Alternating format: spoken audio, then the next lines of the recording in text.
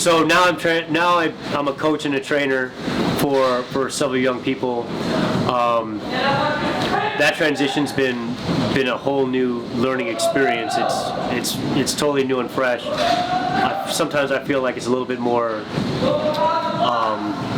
nerve-wracking than fighting actually was, because you're trying to take someone else and build them into something that is best for them, but you only have what's inside of yourself or myself. That you really just want them to do well and not to get hurt. And I think that's the nerve-wracking part, is to make sure you do the responsible things to make sure your fighter's in the best position, not just to win, but to be competitive, and not to put themselves in a match or a fight that's going to be totally overweighted. I feel like some mistakes I made in my career was trying to be more than I was capable of doing, and that was just trying to follow the same regimens as maybe I've seen other people that I've seen by example. Overtraining can sometimes happen with that, and I feel like although the mindset can be very good, but the body is still the body, and it needs to do what it needs to do. So trying to read that from my fighters and my young ones is trying to find a way to bring something out of them by digging deep, but also to make sure to give them the proper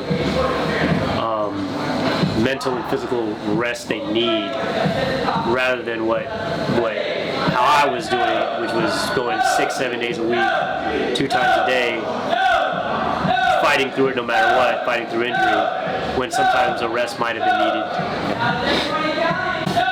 So technically the biggest thing I like with my fighters is to make sure their footwork is always proper. Nothing happens without good footwork, and bad things happen with bad footwork.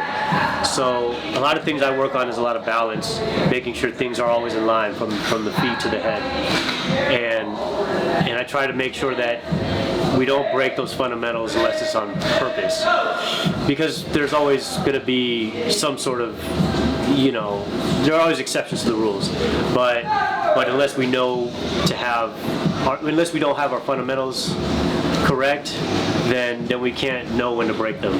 So the number one thing for me is always going to be footwork. So I work with several people that help find fights for the fighters.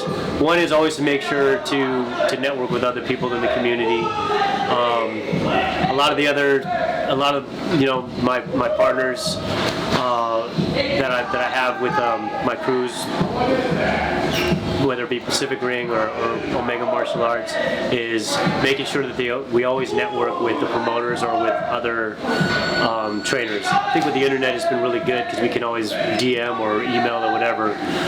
It should actually be really easy to find fights that way. It's just a matter of making sure that it makes sense. It makes sense, you know what I mean? Nobody wants to put their fighter in danger, but at the same time, that's the whole point, is to find a competitive opponent rather than a opponent that you can just win off of.